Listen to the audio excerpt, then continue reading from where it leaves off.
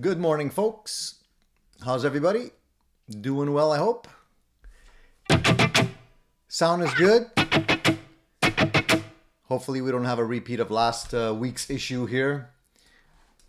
I got some music happening in my headphones here. Let me know if the sound's okay once you can hear me and see me, and we'll get the show started. Sound okay on the guitar? And the voice, I hope? Yeah? Are we good to go? Do we have a liftoff this morning? Last week we had a little bit of issue with the sound, so I'm hoping we're not going to have the same issue this week. Give me a thumbs up if it's okay. Let me know. All good. Thank you. It's me, Don P. Good morning, folks. Good morning. So, Dan Gorman, good morning to you, my friend Jack Collins. Hey, how's it going, Jack? Thank you for the kind words on the gold top. It's turning out pretty good, man. I'm pretty happy with it so far. I hope you guys watched the last video that I posted this week, giving you a play-by-play on the gold top refinish. We'll talk about that a little bit later. Wayne, good morning. Paul, good morning. Keith said he didn't go back to sleep. That's good, man. I'm glad you're here with us. Mark is working, but will be popping in. Thank you, Mark. Appreciate that, buddy. Shane, good morning, Shane. How are you doing? So we're starting today's show with a couple of updates. I'm gonna say good morning to everybody as we go through the comments and everything here. Today is show number 173. So we're getting there, man. We're getting there. 173 shows in. So good morning to everybody. Welcome to the live Sunday Addicted to Gear show. As you guys know, it's 100% free. Consider it a free support group for people with gear addiction. That's how I could summarize it in a couple of words. And yes, it is free 100%, so you get what you pay for. Hopefully you guys appreciate the fact that it's free. We're basically here every Sunday, 10 o'clock or 10:30. Lately, it's been 10:30 Eastern Standard Time, giving you guys an extra half hour to do whatever you need to do in the morning. And then we jump in and we basically ask questions, have some gear chat, talk about new stuff coming out, the latest news in the industry, what's been going on, and spend about an hour or so of quality guitar talk time. So if you're into that kind of thing, then you're in the right place. So don't be shy, guys. We don't bite. If anybody is new and jumping in for the first time, please ask your questions. Don't worry about interrupting. If I'm on a tangent, it's all good. If it's a gear-related question or something along those lines, just ask. If you put a question mark before your comment or question, I'll know it's directed to me, so I'll try and pay particular attention to that. In the meantime, please feel free to hit the like button if you like what we're doing here. That helps us. Definitely, you can subscribe to the channel. We recommend that you do. If you're not already subscribed, you might not be able to chat. And of course, if you feel like supporting the channel with a super chat, go right ahead. Much appreciated. Not required, but appreciated. So let's get started, guys. Let's get started. What's going on? What's happening, you guys? First of all, I hope everybody's doing really well this Sunday. It's starting to get chilly here. Starting to feel like fall. Yesterday, I spent a beautiful day by the lake with some friends. It was a really beautiful day, even though it was a little bit overcast. Beautiful scenery, and we had good chat, good food. So I am very appreciative of having the opportunity to spend some time with some friends like that. It really does the soul good. And today, first of all, I want to talk about one thing before we get started. Yesterday, you may know, you may not know, depending on how many shows you've actually watched in the past. I'm a pretty big fan of this band called Rival Sons. They're relatively new. I mean, they've been around for quite a while, but a lot of people still don't know about them.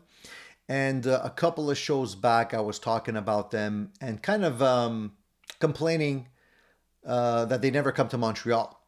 Well, lo and behold, they were in Montreal yesterday, and I didn't know about it until yesterday morning. And of course, I was already booked for the day for other things. But I'm a little bit disappointed that I did not get a chance to go see them. The show was not a huge venue. It was actually a pretty reasonable sized venue. And I was catching some YouTube videos that some fans put up this morning of the show, and they rocked the house. Fantastic band. If you guys don't already know who Rival Sons are, check them out. They're definitely a very swinging band with the roots in R&B and great riff based songs, and they're really good, and they put their heart and soul into their music. They're not faking it. And check them out if you can. Go on YouTube and just catch some little parts of the show in Montreal yesterday if you can. So I'm disappointed. I would have loved to have gone, and I guess I'm gonna have to see when they come back in town next time and see if I can catch them. But it's unfortunate I missed it. So that being said, there's a couple of things that I wanted to talk about today. And going back to Rival Sons, riff-based music. You know, for me, riff-based music is sort of like the songs that you hear, classic rock songs with the hook. You know, Led Zeppelin definitely did that. Rival Sons definitely does that. There's a lot of bands that use that hook. And I think that's kind of like we're seeing that a little bit less today. And I'm wondering if, if that's a good thing or a bad thing in your opinion. For me, the hook always caught me. You know, that's the thing that catches your ear when you're listening to the songs at the the first couple of seconds or so. You usually hear that riff come in or something that catches your attention and keeps you hooked for the rest of the song. So I'm wondering if you guys agree with me that we're hearing that a little bit less well, first of all, guitar based music is sort of a lot less these days, but I think they're shifting what used to be guitar riffs into vocal riffs. Like they catch you with the hook on the vocals now instead of guitar. So things are changing a little bit, but I still miss the guitar riffs. Quicksilver says, who do these sons rival? Good question. I think they rival everyone. Quicksilver. DMAC says, good morning all. Good morning, DMAC. Really like the gold top videos, Tony. Cool seeing the progress. Thank you, man. Appreciate it. The last video I put up this week, a couple days ago. And, no, actually a couple days. It was yesterday morning, I think. And yeah, you can see the progress if you're interested in catching that video. I put the link while you guys were waiting for the show to start. And I'm pretty pleased with it. It came out really nice. No major incidences. Sometimes you get a fly in the paint or, a speckle, or you ding it after it's, while it's drying or something. But nothing like that happened. It's not here, as you can see behind me. I don't have it here. That gold top is the Edwards. It's not the other one. The reason it's not here is because I have it on my workbench because I did a fret level yesterday, crowning, repolish. The frets needed it. So now that I have that done, we're pretty much ready for the next step, which is pretty much putting the wiring back in and getting it all ready to go. That's going to be what's happening as soon as I get... I'm waiting for a wiring harness from Gun Street. I don't know if you guys know Gun Street. They're a very, I guess, top quality company that basically provides wiring harnesses for guitars. And if you don't know them, actually, I can share my screen with you guys here very quickly, and I'll show you what I'm talking about.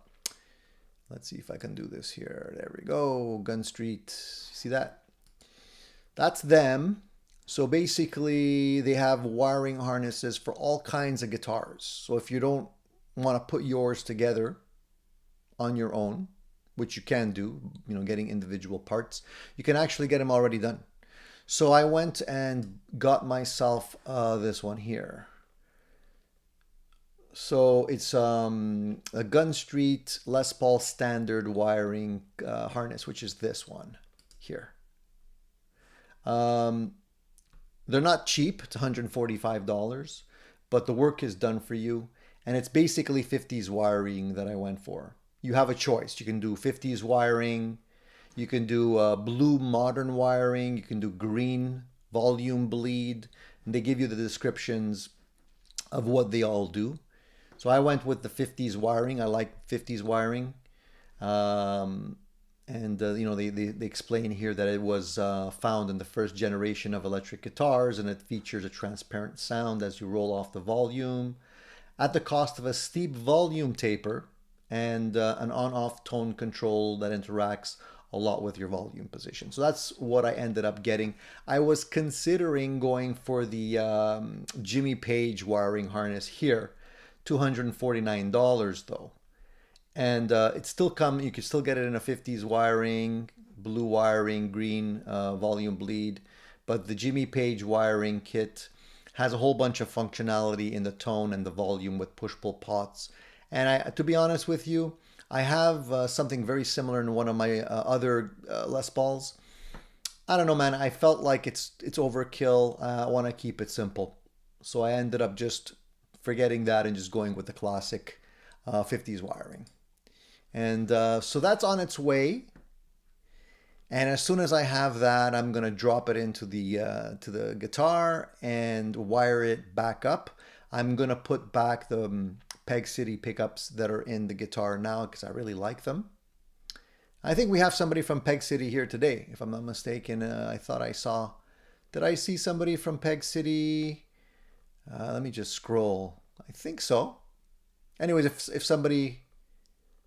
if the boys from Peg City are in the house, say hello.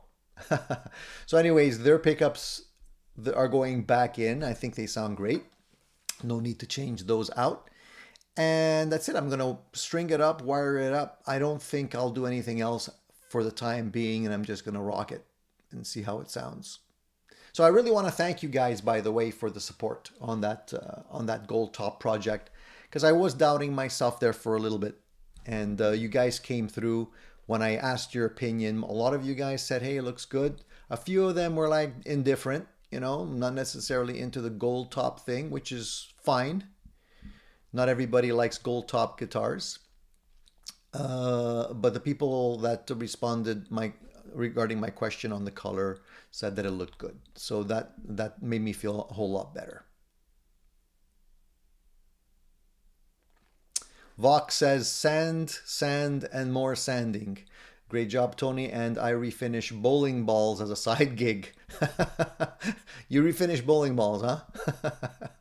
Very cool. Yeah, the last video wasn't very exciting, I gotta say. It's, you know, it's not glamorous, that work, right? It's very, you know, it's schlep work, I like to call. A lot of sanding, a lot of buffing, a lot of elbow grease, but that's what you need to do if you want to get the final results. And I'm pretty happy with the results as it is. So thank you for that. Peg City is in the house. Awesome, dude. Nice to see you. Thanks for the great pickups, by the way. Those pickups are awesome. I'm really enjoying them. If anybody does have any pickup related questions, good time to, you know, quiz the good people from Peg City Pickups here. And, you know, they have more experience when it comes to answering pickup related questions than I do probably. And a good time to ask questions. So I did, well, the painting is complete. The painting, sanding, buffing is complete. I put the video in the waiting list, the waiting chat room. I don't know if you saw it, but if you didn't, I can reshare it with you guys. And you can see that last video. There's 5 videos in the series right now. And if you guys are considering doing a project like that, then hopefully they can be helpful for you. That's the whole reason why I made those videos. So I'll put that link back in the chat here, right? You can see that right there and watch the link later on. All right. Good. So let me just. So Eddie says, next to the gold top, the Edwards doesn't look gold at all. Well, the colors are very different, Eddie. I think the Edwards is more of a copper color. And like I said in my videos, all the gold tops are different. I started looking, and that's where my doubt stemmed from. Because I started looking at videos, and I started looking at vintage gold tops. Photos of vintage gold tops, and I'm like, oh man, these guitars are completely different from one another. So, you know, what do you base yourself on? You're looking at one guitar and it looks, you know, green. You're looking at another guitar, it looks gold, or, you know, more of an amber tone to it, depending on the age and when it was created. And you look at the reissues, they look gold. So there's a lot of different colors out there, and I'm like, oh man, you know, did I miss the mark with the color? So anyways, I just, you know, relied on the good folks at the good folks that were leaving me the comments, and the good folks at Great Lakes Custom Color, and you know, they reassured me that the color was good, so I'm going with that. Anyways, it's too late. So if it's not good, I'm gonna have to do a refinish down the line, which is not necessarily something that I won't eventually do, but you know, I try my best. Hey, thanks Shane, I appreciate the nice words. I try my best, man. And you know, they don't always come out great, but sometimes they do. This is another guitar that I also refinished myself, right? I did the Stealth EVH thing on this guitar. I think I showed it to you before, right? So you know, it's fun to do. It's a great little hobby. It's a little bit stressful when you don't have a paint booth, when you don't have a spray guns, you don't have the appropriate equipment, you don't have necessarily a clean room. So you know, I'm spraying these things in my shed, which is not the cleanest environment. But I try my best. All right, so let's answer a couple of questions here. Tony, I went to House Clent last week. I invested in a 30 UKP for 4 amplifiers and 2 effects units. Good, real deal. Okay, so I'm not I'm trying to follow you. Are you saying you invested $30 UK pounds? Is that what I'm understanding? For amplifier and 2 effects units? So what amplifier and what effects did you end up getting for that money? It's always really sweet when you actually get a good deal on anything these days. And I think the deals are getting a little bit harder to come by. Presley says, next up, double bound candy apple red Telecaster. Yes, indeed. So Presley, thank you, by the way. For those of you that are wondering what the heck we're talking about, Presley was good enough to send me a reminder this week that a double bound candy apple red Telecaster body that I've been kind of waiting to come back into stock was now available. And so I ended up grabbing it. And I'm waiting for it to arrive so that I can actually, I guess I'm going to have another Telecaster project on the way. I've been wanting gassing over a double bound Telecaster, specifically in the candy apple red, which are very difficult to find. If you ever spot one of those Telecasters in the wild, the Fender versions, they're very expensive. And the bodies direct from Fender are also pretty expensive if you happen to get lucky enough to find one on eBay or something like that. So anyways, I ended up buying it, and I got it from Guitar Fetish. And I never actually purchased anything from Guitar Fetish before. I may have purchased a pickup or something like that from them in the past, but not recently. I never actually bought guitar parts from them, so I'm a little bit skeptical about what I'm going to be getting. The price overall for the body wasn't that bad. I think it was about $90-ish, which is very reasonable. But the shipping was costing me $80. So 90 plus 80, and I have a feeling I'm probably going to end up paying some duties because it is coming into Canada. There's usually duties. So I don't know if any of you out there have purchased Guitar Fetish parts before.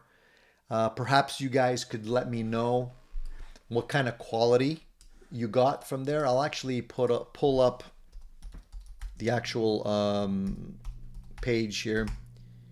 I'll show you what I ended up buying here. And let me just get it right over here. And the thing is, they do now have, here, I'll just share my screen for you guys. Can you see this? Well, there's no picture here. Didn't load. Why is it not loading? Let me just reload the page. Here we go. So as you can see here, they have different types of guitar bodies here. And if you look at the links below, so they have XGP USA spec premium neck and bodies.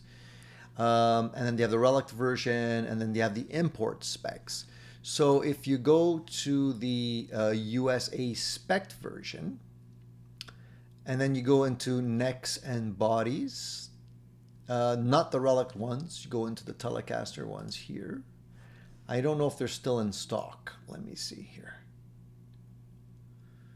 So you can see all the different colors. They have nice colors now. They have a lot of nice metal flake colors as well. So I grabbed not the Fiesta Red one, this one, Candy Apple. That guy right here. So as you can see, it's $99. It was $139 previously. They say the retail price was $269. I'm not sure, you know, if that's just a marketing ploy. But basically, this is what the body's supposed to look like when I get it. Double bound, candy apple red. And what they say here, and I hope it's true, that first of all, the body is lighter in weight, which is always good. I'm not sure how light, but they say an average weight of under 5 pounds, okay? And then we route each body to the exact 1961 Telecaster body specs. So that's reassuring. And they say using my own 1961 Telecaster custom as a template. So if that's true, I'll be happy with that. And the body's pre-drilled, 6 top holes, vintage correct Telecaster bridge, 6 rear ferrule holes, and 9mm ferrules with 10mm shoulders. So I think I have some of those already. Full vintage thickness.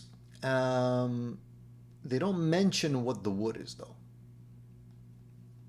So I'm not sure what the actual body is made out of. I don't think they mentioned that. But anyway, I'm actually anxious to get it. I'm anxious to see. I'll show you guys on the channel when I do get it. So if you guys are looking at something from Guitar Fetish, hopefully I can show you if it's good or not. I'm specifically concerned about the pocket of the neck. If it's the right depth, if it's the right width, you know, you want to have a so we're going to see. So Presley says he's had to send a few things back from time to time, but they usually will provide you with a shipping label when something is defective. So I'm hoping they're not going to be defective. Marcel wants to know, are your price quotes in Canadian or US dollars? I think that's US dollars, I'm pretty sure. And Vox says that he bought P90s from the Guitar Fetish. They're very good. Don't know about their bodies or necks. Yeah, I mean, same here. I've never actually purchased a body or a neck from them. So it'll be a learning experience. I'll take one for the team, but I'll definitely show you guys.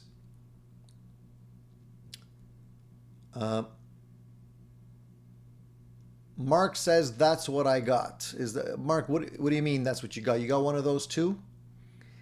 Is that what you're saying, or did I miss something? And Presley says that the bodies are usually alder. Yeah, if it's alder, it's cool. I'm okay with alder. So now the question is obviously what kind of neck am I going to put onto that body? To me, it's got to be a rosewood neck. I think rosewood really looks sweet with the candy apple. So I'm going to go rosewood neck most probably, and then for the pickguard, I'm not really sure what color the pickguard is going to be yet. I'm open to suggestions. If you guys have any color combinations you think are cool, let me know.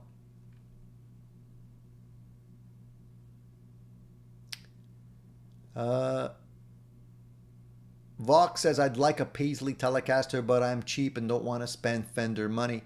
Thinking Harley Benton. Well, Vox, you saw just now that Guitar Fetish does have some nice Paisley bodies as well, in case you want to put one together. You can do it that way, on the cheap. Thankfully, I have a lot of parts left over in my part bin to be able to, I think I could probably easily put together another guitar. All right, anyway, we'll see once that part comes in what we're dealing with and how good it is, and keep your fingers crossed for me. Shane had a question. Shane said, do you ever use a fuzz? I never have, he says. I rarely use fuzz. But I have a fuzz pedal coming that I'm very interested in, and I'm going to show on my channel as well. The thing about fuzz is that depending on the type of fuzz pedal you're playing on, some of them they seem uncontrollable, and some of them have a really nice sweep that you can get like really grungy, mean sounding, your speaker's going to explode type fuzz. But then if you dial it back, it cleans up quite a bit, and you end up getting a fuzz that reminds me of more classic rock tones. I like those type of fuzz pedals. I actually built one of my own fuzz pedals, Shane. I got a kit. I think it was Build Your Own Clone, and I got a fuzz face kit. And fuzz pedals are generally pretty easy to build. Depending on the circuit, obviously. There's some pretty fancy ones. But I built my own Fuzz Face clone. Fuzz Face clone was pretty good.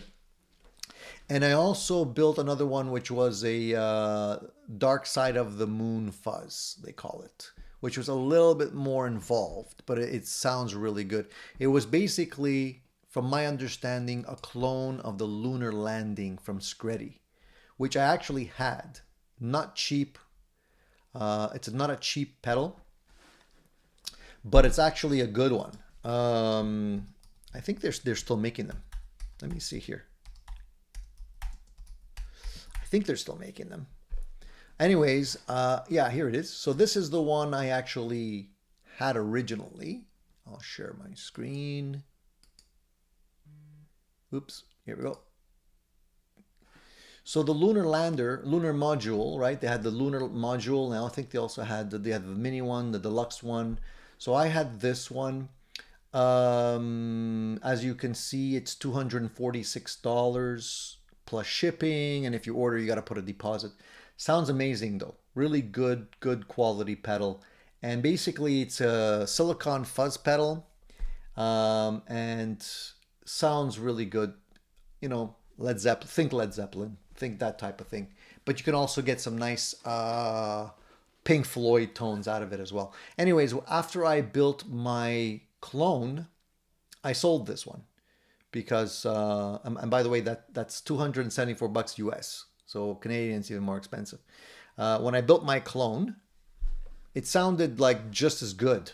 And so I ended up selling it, the original. And I still have the clone. Let me see if I let me see if I can find a link to the clone pedal that I built. It's been a while, guys. Sorry, I don't have it under my fingers. But this one,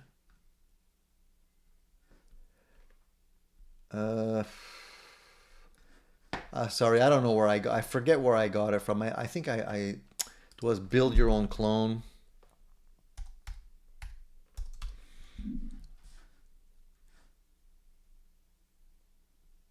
Anyways, if I find it, I'll share it with you guys. But it's basically, if you Google DSOTM Fuzz, you'll see that you can get parts for it. You can still buy the parts to build the kit. You can buy the parts for about 60, 70 bucks.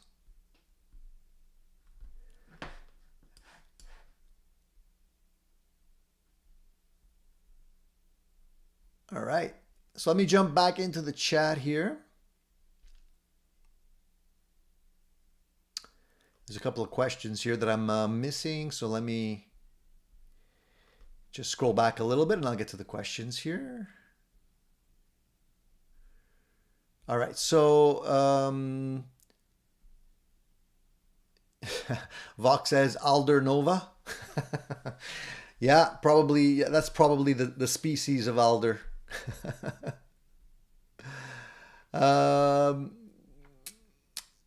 Steven says black on red is the most attractive to me, but that's just my opinion. So I guess you're talking about the pickguard. Yeah, black is standard, but I think a lot of these candy apple red Telecasters with the rosewood fretboards usually have like a parchment type pickguard. That's also pretty popular. Mark's thinking about getting one of those cheap Kramer Berettas and throwing a P90 in it. That'd be cool. That'd be a cool combination there, Mark. So one of the things I wanted to mention today, just out of just by the by, regarding those Kramer Berettas, I realized that some people don't like them. And I like them. I got two. And I think I realized why. I think the difference basically in those guitars is that if you buy there's the Indonesia made ones and there's the Chinese made ones, and they're not the same. I had an opportunity to try a Chinese one recently, and the neck is very different. And I'm going to say the quality is just a little bit less, let's say, good than the Indonesia one. So if you're going to get one, Mark, that's cool, but see if you can get an Indonesian model. Eddie says, I ordered a Mighty Mite Strat neck. Doesn't fit my Strat body, about 1/16 of an inch on each side. WTF, man.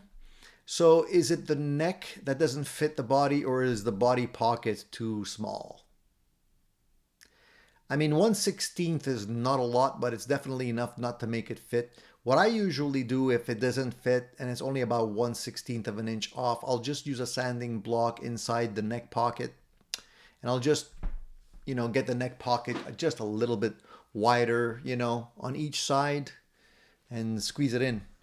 But it's not always easy, depending on how tight it is. I hate when that happens. And you can actually to make it even easier for yourself, you can actually just lightly sand the edges of the neck just a little bit to start off, not a whole bunch. You don't want to take off all the clear, but even if you do take it off, you can always respray it if you need to.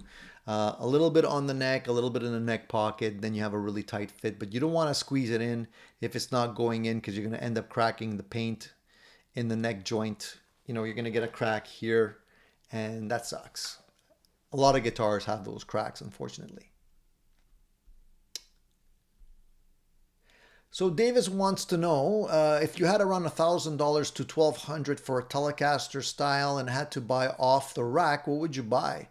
I probably just go for a Mexican Fender. I think you could still get them for under $1,200. I think. I hope. Prices are going up. But I find the Mexican guitars are good. You know, it's, if anything, if they lack in any department, it's usually the setup. And that's easy to fix. You know, if the pickups are a little bit weak or you don't really think they're the best, you can